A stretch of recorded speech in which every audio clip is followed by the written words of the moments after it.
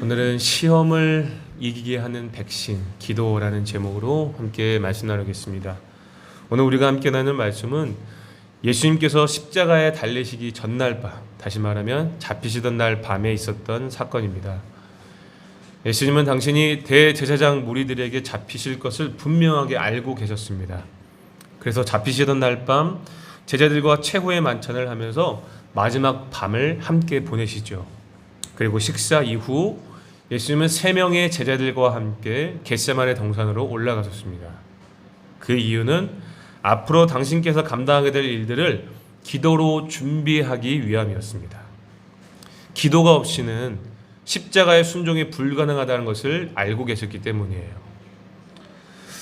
그렇다면 예수님은 왜 잡히셔야만 했을까요? 정말 수많은 사람들이 예수님을 따랐기 때문에 어찌 보면 예수님은 세력도 있었다고 볼 수도 있고, 그간 이스라엘에서 보여준 어떤 능력만 본다라면 잡히실 이유가 없었던 것 같은데 말이죠. 하지만 예수님은 평소 제자들에게 자신이 이 땅에 온 이유에 대해서 자주 말씀하셨죠. 마태복음 20장 28절의 말씀을 보면 예수님께서는 이렇게 말씀하시죠. 인자가 온 것은 섬김을 받으러 함이 아니라 도리어 섬기려 하고 자기 목숨을 많은 사람의 대속물로 주려 함이라 라고 말씀하셨습니다. 사람들 위해 군림하고 심판하기 위한 어떤 강력한 메시아가 아니라 오히려 사람들을 섬기기 위해 오셨다는 것입니다. 예수님을 따르던 무리들과는 전혀 다른 생각으로 예루살렘으로 입성을 하신 거죠. 좀 더 구체적으로 말씀드리면 예수님께서 섬기기 위해 오신 이유는요, 무엇 때문이겠습니까? 하나님께서 이스라엘에게 주신 율법으로는 아무도 의에 이를 수 없었기 때문입니다. 물론 하나님께서 이스라엘에게 율법을 주신 이유는요, 그들이 의에 이르도록 주신 것이 아니라 하나님의 은혜로 애굽에서 구원받은 이스라엘이, 즉 이미 하나님의 군대가 된 그들이 율법 순종을 통해 하나님의 의를 지켜내고 유지하기 위해서 주신 것이 율법입니다.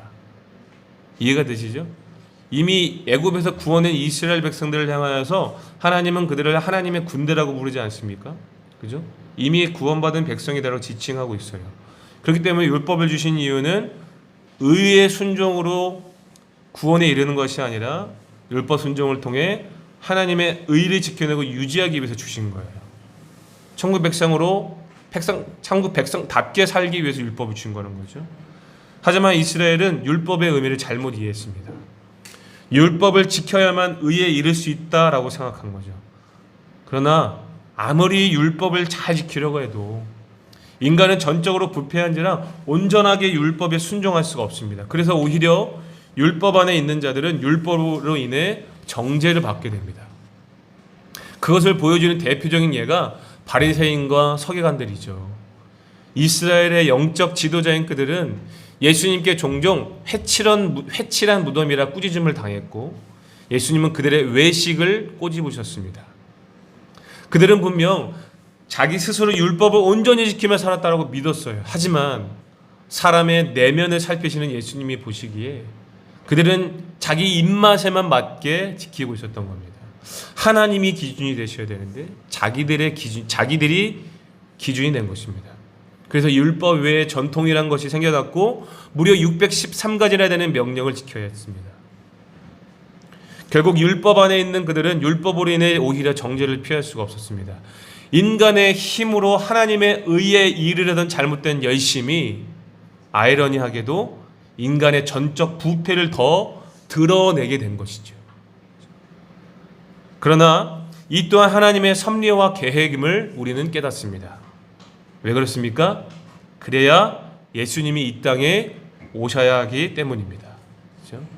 죄 많은 인간에게는 반드시 예수님이 필요했기 때문에 하나님께서는 구약에서 그토록 보내주시겠다고 약속하신 메시아를 보내주신 것입니다.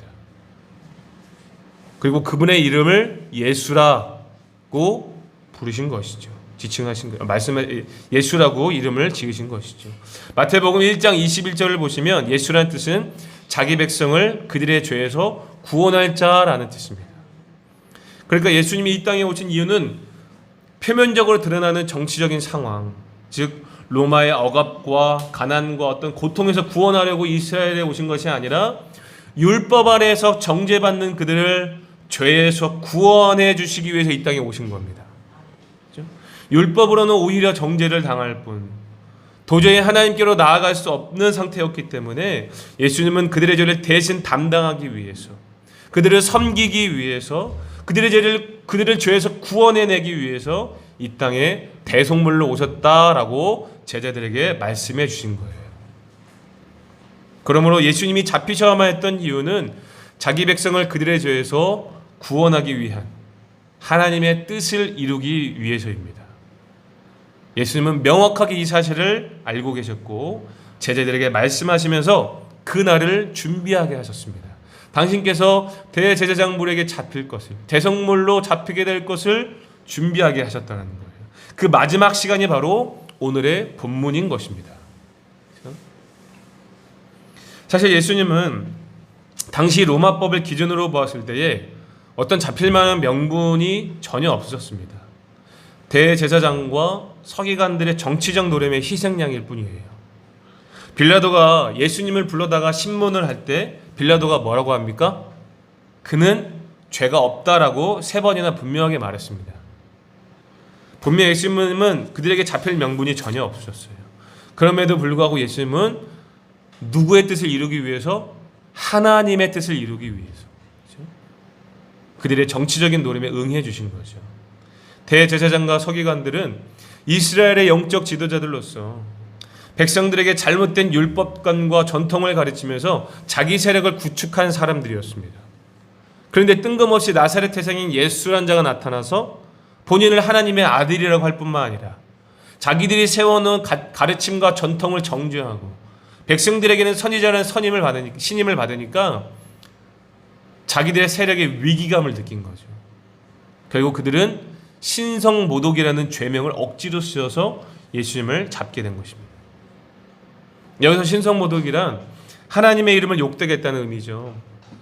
자신을 하나님의 아들이라 말하고 많은 사람들을 미혹하겠다는 이유로 예수님의 신성모독이라는 죄명을 씌워서 잡은 겁니다.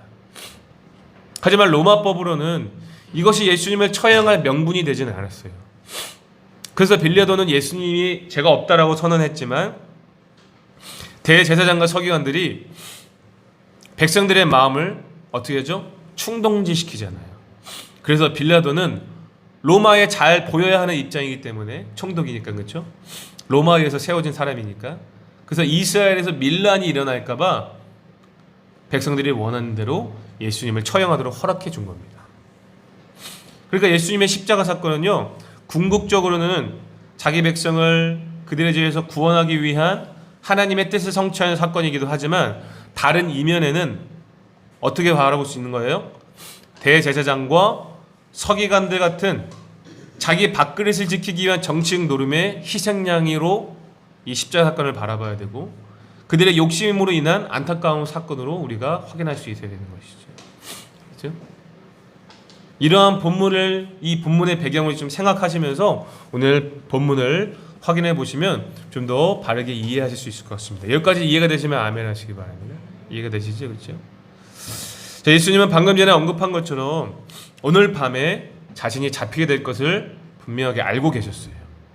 그래서 제자들에게 3년 동안 가르쳤던 진리를 3가지 행동으로 가르쳐 주셨어요. 마지막 날 밤에. 첫 번째는 뭘까요? 바로 역설의 진리인 섬김입니다. 본문이 마태복음에는 나와 있지 않지만 요한복음 13장은요. 예수님께서 제자들과 마지막 유월절 식사하는 자리에서, 마지막 만찬을 하는 자리에서 그들의 발을 씻겨주심으로써 섬김의 모범을 보여줬습니다. 섬김. 당시 풍습으로 스승이 제자의 발을 씻어주는 행동은 설명할 수 없는 일입니다. 왜냐하면 발은 인간의 육체정에서도 가장 낮은 자리이며 심지어 더러워지기 쉬웠기 때문에 오직 종들만이 주인의 발을 씻겨줄 수 있었습니다. 표면적으로는 스승이 제자의 발을 씻어주는 것도 말도 안 되는 행동인데 하나님의 본체이시자 창조주이신 예수님이 피조물의 발을 씻겨준다는 것은 정말 말도 안 되는 행동입니다. 그렇죠? 그러나 예수님은 섬김을 몸소 실천으로 보여주셨죠. 그렇죠? 평소 제자들에게 그토록 가르쳐 주셨던 그 섬김을 삶으로, 역절의 진리인 그 섬김을 삶으로 마지막 날에 보여주신 것이죠. 두 번째로 보여주신 것은 바로 천국잔치, 곧 최후의 만찬입니다. 제자들은 예수님과의 사역에서 천국을 자주 경험하게 되었죠. 예수님이 계신 곳은 그것이 먹을 것을 구할 수 없는 빈들이라 할지라도 풍족하게 먹었고 풍족하게 먹고도 남음이 있을 정도로 잔치를 경험하게 되었습니다. 그래서 예수님의 사역을 잘 살펴보면 어떤 사역의 기로에 있을 때마다 식탁 교제를 빼놓고는 설명할 수 없다라고 우리가 확인할 수 있어요. 그렇죠? 그런데 사실 예수님의 이 식탁 교제는 제자들의 공동체성을 일깨우기 위한 훈련이에요. 그래서 제자들과 함께하는 마지막 날에 유월절 식사를 통해 다시 한번 공동체성을 일깨워 주신 것입니다. 그러면서 이 식탁 교제를 통해 예수님 당신을 기억하고 기념하도록 가르치신 거죠. 예수님이 떼어주시는 떡과 나누어주신 그 잔을 통해 십자가에서 많은 사람들의 대속물로 내어주실 예수님의 몸과 피를 기억하게 하신 것입니다. 이것은 다시 말하면 예수님을 영접한 모든 그리스도인들이 예수님의 몸과 피를 통해 하나됨을 이루었다는 것을 의미합니다. 예수님의 몸과 피를 통해 공동체를 이루었다라는 걸 의미해요. 다시 말하면 교회잖아요. 그죠? 교회. 그 교회 첫 시발점이 바로 제자 공동체인 거죠. 그래서 여러분, 성만찬은요, 죄사함의 의미만을 확인한 것이 아니라 예수 그리스도와 연합이 곧 온 교회의 연합을 의미하는 공동체성을 깨닫게 하는 것이 성만찬이기도 합니다. 이해가 되시죠? 예. 그리고 마지막 세 번째는 오늘 본문에 기록된 기도입니다. 예수님께서는 마지막 날에 참 많은 일을 하셨죠. 십자가 달리시기 마지막 날에, 그렇죠? 마지막으로는 결국 기도예요. 그렇죠? 예수님은 제자들과의 마지막 밤을 보내고 최후에는 기도하러 겟세마네 산에 올라가셔요. 이제 오늘 본문 말씀을 들어볼게요. 36절부터 38절까지 한번 본문을 한번 확인해 볼까요? 시작. 이에 예수께서 제자들과 함께 겟세마네라 하는 곳에 이르러 제자들에게 이르시되 내가 저기 가서 기도할 동안에 너희는 여기에 앉아 있으라 하시고 베드로와 세베대의 두 아들을 데리고 가실세 고민하고 슬퍼하사 이에 말씀하시되 내 마음이 매우 고민하여 죽게 되었으니 너희는 여기 머물러 나와 함께 깨어 있으라 하시고 아멘. 예수님은 베드로와 야고보와 요한을 데리고 겟세마네 산에 올라가서 기도하셨습니다. 결국 예수께서 제자들에게 보여주신 최후의 모범은 뭐예요? 기도입니다. 예수님은 하나님과 독대할 시간이 필요하셨죠. 예수님도 사람의 몸을 입고 계신지라 인간적으로 앞으로 일어나게 될 상황들 때문에 고통스러워하셨다는 겁니다. 방금 읽은 구절을 통해 예수님의 감정을 확인할 수 있는데요. 예수님의 현재 감정은 어떻습니까? 매우 고민하고 슬퍼하셨습니다. 얼마나 고민이 되었는지 38절을 보니까 이 고민으로 인해 죽을 것 같다라고 표현하고 있습니다. 여기 38절에 기록된 마음이란 단어는요, 원어로 보면 전인적 감정을 나타내는 내적 자아를 의미합니다. 다시 말해서 전인격적인 고통을 얘기하는 거예요. 육체적인 것은 물론이거니와 감정적으로나 영적으로 심한 고민과 고통을 느끼셨다는 겁니다.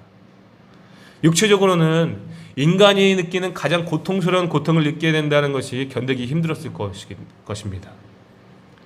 그 당시 십자가는 개들도 매달지 않는다는 저주받은 형벌이죠. 예수께서 십자가에서 달리시기 전에 심한 채찍질과 매질을 당한 것도 고통스러우셨겠지만 십자가 형벌이 고통스러운 이유는 피와 물을 조금씩 빼내어서 완전히 마르게 될 때까지 천천히 고통스럽게 죽이는 형벌이 십자가 형벌입니다. 감정적으로는 예수님도 사람의 몸을 입으신지라 또 감정적인 고통도 심하셨겠죠. 육신이 힘들면 감정적인 공격도 함께 오지 않습니까? 그렇죠? 그래서 결국 감정을 컨트롤하지 못해서 서운하고 싫은 감정이 들어서 시험에 들게 됩니다. 하나님은 나를 사랑하지 않으시나? 나는 잘못된 감정이 드니까 시험이 들 수 있는 거죠.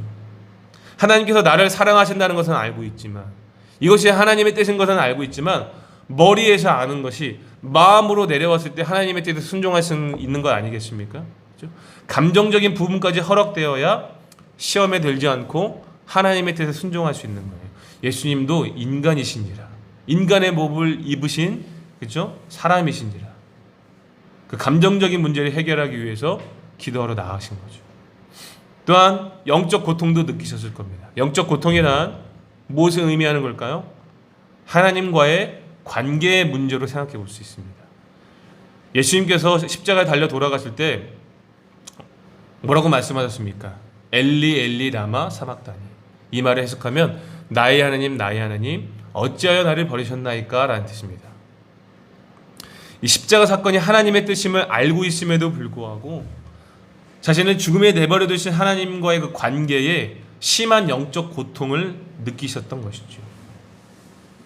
이것은 욥의 상황과도 흡사하다고 보는데, 욥이 동방의 의인이요 하나님 앞에 정직하고 온전한 자라 칭함을 받았지만 어땠습니까? 아무 이유 없이 사탄으로부터 고난을 당할 때 욥은 하나님을 원망하지 않고 하나님께 부르짖어 기도했습니다. 하나님의 얼굴을 찾았어요. 그러나 하나님은 그 어디에도 없었습니다. 아무리 찾고 부르짖어도 하나님은 욥에게 응답하지 않고 나타나지 않으셨어요. 그래서 욥은 이 하나님과의 관계의 단절로 인해 죽을 것 같은 영적 고통을 느꼈습니다. 예수님의 영적 고통도 이와 같다라고 볼 수 있겠죠. 그래서 예수님은 이러한 고민 때문에 십자가를 지게 되는 이 모든 상황 가운데 오는 이 고통 때문에 죽을 것 같다라고 표현하신 겁니다. 만약 예수님께서 이러한 고민을 제어하지 못하셨다면 어떻게 되었을까요? 일반적인 사람이라면 시험이 들기에 충분하겠죠. 그렇죠? 그래서 하나님의 뜻에 순종하지 않았을지도 모릅니다. 그러나 예수님은 시험에 들지 않기 위해서 무엇을 하셨습니까? 기도하셨습니다. 기도하셨어요. 우리 39절 말씀 한번 읽어볼까요? 39절입니다. 시작. 조금 나아가서 얼굴을 땅에 대시고 엎드려 기도하여 이르시되 내 아버지여 만일 할만하시거든 이 잔은 내게서 지나가게 하옵소서. 그러나 나의 원대로 마시옵고 아버지의 원대로 하옵소서 하시고. 아멘. 이 기도를 통해 확인할 수 있듯이 예수님은 분명 육신적으로나 감정적으로나 영적으로 심한 고민과 고통으로 힘들어하고 있음을 확인할 수 있습니다. 얼마나 고통스러우셨으면 할 수만 있다면 이 잔을 내게서 옮겨달라고 기도하셨을 거예요. 당신께서 십자가를 지시는 일이 분명한 하나님의 뜻인 것을 알고 있음에도 불구하고, 그죠? 할 수만 있다라면 이 잔을 내게서 옮겨달라고 말씀하셨던 거죠. 그만큼 이 십자가를 지는 일에 고민과 고통으로 힘들어하셨다는 겁니다. 예수님은 하나님의 본체이시지만 우리와 같은 인성을 취하신 분이라서 우리와 똑같이 괴로워하셨다는 겁니다. 그러나 나의 원대로 마시고 하나님의 뜻대로 되기를 원합니다 라고 기도하심으로써 육신적이고 감정적이고 이 영적인 시험의 문제를 이겨내셨다는 거예요. 물론 어떻게 보면 예수님이 맞이하게 될 상황은 기도조차 나올 수 없는 절망적인 상황입니다. 왜 그렇습니까? 왜 그래요? 기도의 대상자가 하나님이시고 하나님의 뜻이 이러하다는 것을 이미 알고 있는 상황이기 때문에, 그쵸? 상황을 반전시켜달라고 조를 수도 없는 상황 아니겠습니까? 그죠? 기도조차 나올 수 없는 절망적인 상황이다라는 거예요. 그러나 그럼에도 불구하고 예수님은 기도하셨어요.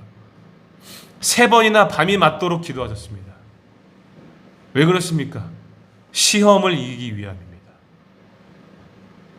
예수님 안에 끊임없이 솟아나오는 그 고민과 고통스러움을 이겨내기 위해서, 시험을 이기기 위해서 기도하셨다는 거예요. 순종을 위해 기도하셨다는 겁니다. 예수님은 기도하셨기 때문에 시험을 이기신 겁니다. 그러나 제자들은 어떻습니까? 안타깝게도 함께 따라온 제자들은 졸음을 이기지 못해서 기도하지 않았습니다. 예수님은 제자들의 자는 모습을 확인하시면서 3번이나 깨어있으라 라고 권면하셨지만 제자들은 여전히 잠들어 있었습니다. 이후에 제자들은 기도하지 않고 잠들어 있었던 그들의 모습이 어떠한 결과로 나타날지 알지 못했습니다. 기도를 다 마친 예수님은 겟세마네 산에서 내려갈 때 드디어 대제사장이 데리고 온 무리들에게 잡히게 되죠. 그때 베드로는 칼을 빼어 싸움을 합니다. 대제사장이 데리고 온 종의 귀를 칼로 쳐서 떨어뜨리자 예수님은 그 칼을 다시 칼집에 도로 넣으라고 말씀하시면서 이렇게 말씀하시죠. 우리 53절과 54절 말씀 한번 읽어볼게요. 53절과 54절 읽겠습니다. 시작. 너는 내가 내 아버지께 구하여 지금 12군단 더 되는 천사를 보내시게 할 수 없는 줄로 아느냐. 내가 만약 그렇게 하면 이런 일이 있으리라 한 성경이 어떻게 이루어지겠느냐 하시더라. 아멘. 예수님은 그들을 물리칠 수 있는 능력이 있다는 거예요, 없다는 거예요? 있다는 겁니다. 그러나 뭐라고 말씀하십니까? 하나님의 뜻을 이루기 위해서 자신이 잡히시는 것이 마땅하다라고 지금 말씀하고 계시는 거예요. 일부러 잡혀주셨다는 거죠. 이 말씀을 들은 제자들이 어떻게 반응합니까? 56절 마지막 부분을 보니까 이에 제자들이 다 예수를 버리고 도망하니라 라고 기록되어 있습니다. 하나님의 뜻은 자기 백성들을 그들의 죄에서 구원하기 위해서 예수님을 십자가에 달리게 하는 것이었습니다. 예수님은 이 사실을 받아들이기 무척이나 힘들었지만 시험을 이겨내고 그 사실을 받아들였습니다. 어떻게 시험을 이기셨습니까? 기도로서 시험을 이겨내셨어요. 그러나 졸면서 기도하지 않았던 제자들은 어떻게 반응했습니까? 베드로는 칼을 들고 싸우면서 하나님의 뜻을 막아섰고, 다른 제자들은 예수님이 잡히신 것을 받아들일 수 없어서 모두 도망을 갔습니다. 일전의 제자들은 모두 절대 예수님을 버리지 않겠다고 다짐했지만 예수님과 함께 십자가를 지는 사람은 아무도 없었습니다. 만약 제자들이 기도로 깨어 있었다면 이 다가올 시험을 믿음으로 반응했을 겁니다. 결국 시험에 승리한 사람은 깨어 기도하셨던 예수님밖에 없었던 것이죠. 여러분, 이제 기도가 왜 중요한지 아시겠죠? 우리가 보통 기도를 하는 이유는 내가 원하는 것을 들어주시도록 또는 하나님께 응답받기 위해 기도하는 것으로 생각합니다. 물론 이것도 틀리지 않죠. 그러나 오늘 예수님께서 당신의 삶을 통해 보여주신 기도의 능력은 응답받기 위한 기도가 아니라는 것을 깨달아야 됩니다. 무엇을 위한 기도입니까? 시험을 이기기 위한 기도입니다. 보통 우리는 기도할 때 상황과 환경을 바꿔주시도록 기도합니다. 그러나 예수님은 어떻게 기도하셨습니까? 나의 원대로 마시옵고 아버지의 원대로 되기를 원합니다. 물론 예수님도 앞으로 당하게 될 문제 앞에 감정을 토로하셨습니다. 그러나 그럼에도 불구하고 순종을 위해 기도하셨어요. 무슨 말이냐면 우리에게 기도가 필요한 이유는 앞으로 다가갈 환경과 상황이 내가 생각하는 뜻과 달라도 시험에 들지 않고 마음이 어렵지 않고 이것이 하나님의 뜻임을 믿고 겸허히 받아들일 수 있도록 하나님의 뜻에 순종할 수 있도록 기도로 준비해야 된다는 거예요. 그럼 기도와 관련된 성경 구절 중에 우리가 너무나 잘 알고 있는 빌립보서 4장 6절과 7절 말씀인데요. 한번 읽어볼게요. 한번 찾아볼까요? 빌립보서 4장 6절과 7절 말씀.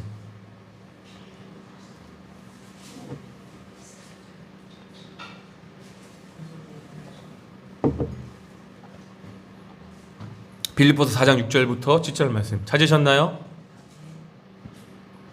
함께 읽어볼게요. 시작. 아무것도 염려하지 말고 오직 모든 일에 기도와 간구로 너희 구할 것을 감사함으로 하나님께 아뢰라. 그리하면 모든 지각에 뛰어난 하나님의 평강이 그리스도 예수 안에서 너희 마음과 생각을 지키시리라. 아멘. 하나님은 우리의 환경과 생각을 바꾸어 주시지 않습니다. 내 뜻과 하나님의 뜻이 맞을 때는 들어주시지만 그렇지 않을 때는 우리의 마음과 생각을 어떻게 하신다는 거예요? 지켜주신다는 거예요. 무엇으로부터 지켜주실까요? 시험에 들지 않도록 지켜주신다는 거예요. 우리가 하나님의 뜻대로 되길 원한다라고 하지만 정작 내 뜻대로 되지 않으면 참 시험에 들기 어렵죠. 참 시험에 들기 쉽죠. 그렇죠? 그래서 마음 지키기가 쉽지가 않아요. 그러나 기도하면 어떻게 된다는 거예요? 하나님께서 우리의 마음과 생각을 지켜주신대요. 시험에 들지 않도록 평안한 마음으로 하나님 여호와를 끝까지 신뢰할 수 있도록 지켜주신다는 거예요. 그렇죠? 내 뜻대로 되지 않으면 너무나 쉽게 시험에 드는 것이 오늘 우리의 인간들의 모습입니다. 그래서 하나님은 우리가 시험에 들지 않도록 우리의 마음과 생각을 지켜주시는 거예요.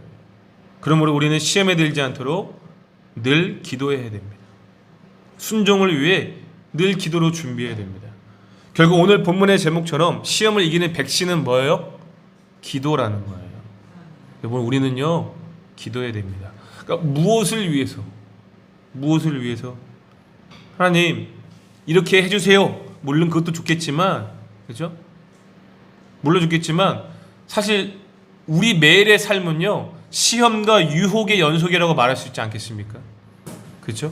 전적으로 부패하고 연약한 우리가 하나님의 뜻에 전적으로 순종하는 것이 쉬운 일입니까? 쉽지 않은 일입니까? 쉽지 않은 일이에요. 마음으로는 원이로되 육신이 연약하여 그렇게 하기가 쉽습니다. 그렇게 하기가 어렵습니다. 부패한 마음을 제어하기가 어려워요. 그렇죠? 그래서 정말 많이도 시험에 들고 상처받고 괴로워합니다. 그렇잖아요.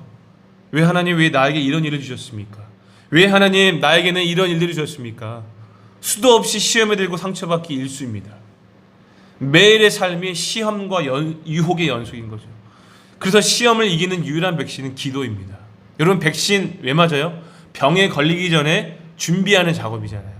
마찬가지로 시험에 들기 전에 기도하는 겁니다. 기도로 준비하는 거예요. 어떻게 준비하면 좋을까요? 기도로 준비하는 거예요. 하나님, 이런 일이 생기지 않도록 늘 하나님 앞에 기도하는 거예요. 세 가지 정도를 함께 나눠보고 싶은데, 여러분, 첫 번째는요 어떻게 준비하면 좋을까요? 첫 번째는 기도를 훈련하는 겁니다. 기도를 어떻게 하자고요? 훈련하자라는 거예요. 훈련. 예수님은 졸고 있는 제자들에게 이렇게 말씀하셨습니다. 41절입니다. 시험에 들지 않게 깨어 기도하라. 마음에는 원이로되 육신이 약하도다 하시고. 여러분, 깨어있다는 말은 지난 시간에 배운 것처럼 주의하다, 경계하다, 정신을 차린다는 뜻이죠. 시험에 들지 않도록 주의하면서 기도하라는 겁니다. 그 이유가 뭐예요? 우리의 육신이 연약하고 부패했기 때문입니다. 그렇죠? 그러나 그럼에도 불구하고 우리는 제자들처럼 연약한지라 기도하기가 무척이나 힘이 들어요. 마음은 원하지만 육신이 따라가지 않는다는 겁니다. 그렇죠? 육신이 따라가지 않는다는 거예요. 그렇다면 어떻게 해야 됩니까? 기도를 훈련해야 된다는 거예요. 여러분, 훈련이 무엇을 의미하죠? 되지 않는 것을 되게 하는 것이 훈련입니다. 그래서 힘든 거예요. 그렇죠? 그러나 훈련해야 됩니다. 몸이 약한 사람이 몸을 건강하게 하려면 어떻게 해야 돼요? 운동을 통해 몸을 건강하게 만드는 겁니다. 훈련을 하는 거죠. 마찬가지로 마음에는 원하지만 몸이 따라가지 못한다라면 우리의 몸이 따라갈 수 있도록 어떻게 하면 되는 거예요? 기도를 훈련하면 되는 거예요. 기도의 자리를 지키기 위해 결단해보고 몸을 훈련시키는 겁니다. 제가 오늘 본문 말씀을 준비하면서 저에게 참 많은 도전이 되었어요. 기도의 훈련을 쌓는 것은 굉장히 어려운데 무너지는 건 순식간이거든요. 다들 아시지만 저희가 청소년 시기 때부터 기도 훈련 굉장히 많이 했잖아요. 그죠? 기도원, 어머니께서 기도 생활 하시면서 아직도 저는 기억이 납니다. 중고등학교 때부터 막 2시간, 3시간씩 막 기도하고 기억이 나요. 근데 사실 그건 과거일 뿐이죠. 그러나 현재는 어때요, 우리가? 훈련이 필요한 상태 아닙니까? 솔직하게. 그렇죠. 훈련이 필요한 상태예요.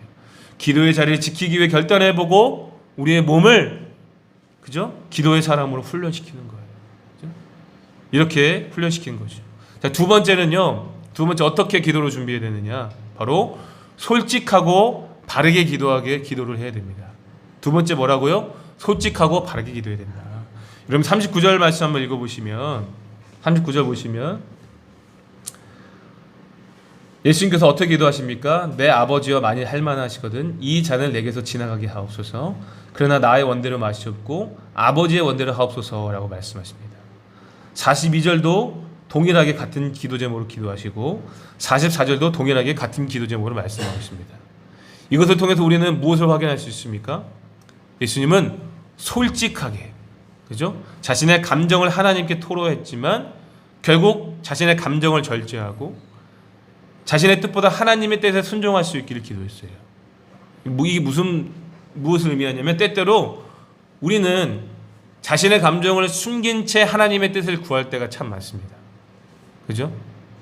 내 마음은 그렇지 않은데 거룩한 척 자신의 감정을 숨길 때가 있다는 거예요. 내 마음은 속상해 죽겠는데 하나님의 뜻대로 되길 원합니다. 여러분 이렇게 기도할 때 없었어요? 저만 그랬나 봐요. 그죠? 내 마음은 속상해 죽겠는데 감정적으로 풀리지가 않은데 하나님의 뜻대로 되길 원합니다 라고 거룩한 척, 그렇지 않은 척 감정을 숨긴 채 기도하는 거죠. 하지만 하나님은 있는 모습 그대로를 기뻐하십니다. 성도 여러분, 감정 숨기지 마세요.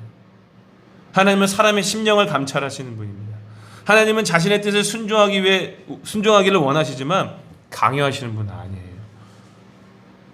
우리에게 자유의지를 주셨습니다. 얼마나 하나님의 뜻에 순종하기 위해 몸부림치고 있는지 우리의 마음을 보시는 거죠. 그죠? 그러니까 예수님도 그렇게 하셨던 것처럼 하나님께 자신의 감정을 토로하되, 그렇죠? 하나님의 뜻대로 되기를 기도할 때에 하나님 우리에게 시험을 이길 힘을 주신다는 거예요. 믿으시면 아멘 하시기 바랍니다. 그렇죠? 하나님 앞에 진실하게, 거짓됨 없이, 그러나 하나님 앞에 바르게 기도할 수 있기를 바랍니다. 마지막 세 번째는요, 간절하게 기도하셔야 됩니다. 간절하게. 오늘 본문과 동일한 본문인 누가복음 22장 43절 말씀은 이렇게 증언하고 있습니다. 예수께서 힘쓰고 애써 더욱 간절히 기도하시니 땀이 땅에 떨어지는 핏방울 같이 되더라. 아멘. 여러분 얼마나 간절하셨으면 땀방울이 핏방울이 되었다라고 증언하고 있을까요? 그죠? 자신의 뜻보다 하나님의 뜻을 이루기 위해서, 시험에 들지 않기 위해서, 자신의 감정을 절제하기 위해서 간절하게 하나님께 기도하셨던 겁니다. 우리는 무엇보다 예수님의 이러한 기도의 모범을 배워야 한다라고 생각을 합니다. 기도 조금 하고 하나님은 내 기도에 응답하시지 않는다고 그러면서 시험에 들죠. 누구보다 간절하게 기도하지 않았으면서 기도 열심히 했다라고 이야기합니다. 그러나 그렇게 기도해서는 절대 시험을 이길 수도 없고 시험을 이길 힘도 없습니다. 왜냐하면 제가 해보니까 알겠더라고요. 사실 이 자리에 앉아 계신 어떤 분들보다도 더 간절하게 기도해야 할 사람이 바로 저 같은 사람이에요. 저희 상황도 상황이지만 누구보다도 간절하게 기도해야 할 사람이 앞에서 말씀을 증거하고, 그렇죠? 목회의 방향을 결정하는 저 같은 사람이겠죠. 사랑하는 성도 여러분, 예수님처럼 간절하게 기도할 때에 시험을 이기고 하나님의 뜻에 순종할 수 있으리라 믿습니다. 그렇죠? 예수님을 닮아 간절하게 기도하시고 기도로서 시험을 이길 수 있기를 예수님의 이름으로 권면드립니다. 이제 말씀을 맺겠습니다. 사랑하는 성도 여러분, 오늘 예수님의 기도의 모범을 통해 무엇을 결단하시겠습니까? 기도를 훈련하십시오. 자신의 감정을 숨기지 말고 솔직하고 그리고 바르게 기도하십시오. 무엇보다 간절하게 기도하십시오. 그러면 기도의 능력을 경험하게 될 것입니다. 시험을 능히 이길 믿음을 얻게 될 것입니다. 그럼에도 불구하고 주어진 상황이 너무나 힘들어서 기도조차 되지 않는 괴로울 때가 있을지도 모르겠어요. 그렇죠? 그러나 그럼에도 불구하고 기도하십시오. 승리하신 예수께서 우리의 중보자가 되어준다는 사실을 믿으시기 바랍니다. 아멘. 특별히 이번 한 주간은 이 교회 절기력으로는 고난주간으로 우리가 알고 있죠. 그러니까 고난주간을 맞이하면서 오늘 본문을 묵상할 때에 저는 개인적으로 46절의 구절이 더욱 눈에 들어오는 것 같아요. 46절을 보시면 자고 있는 제자들에게 예수님이 말씀하시죠. 뭐라고 말씀하십니까? 일어나라, 함께 가자. 나를 파는 자가 가까이 왔느니라. 십자가를 지기 위해 대제사장 무리를 맞이하러 가는 예수님은 제자들에게 뭐라고 말씀하십니까? 일어나 함께 가자. 일어나 함께 가자. 예수님은 홀로 십자가를 져야 하셨지만 십자가 자리까지 함께 동행할 제자들을 부르시고 계시는 거예요. 그리고 지금도 예수님은 우리에게 이 길을 함께 가자고 부르시고 계십니다. 그리고 우리는 십자가의 자리까지 함께 동행하기 위해서 어떻게 준비되어야 됩니까? 기도로 준비되어야 합니다. 자, 함께 가자.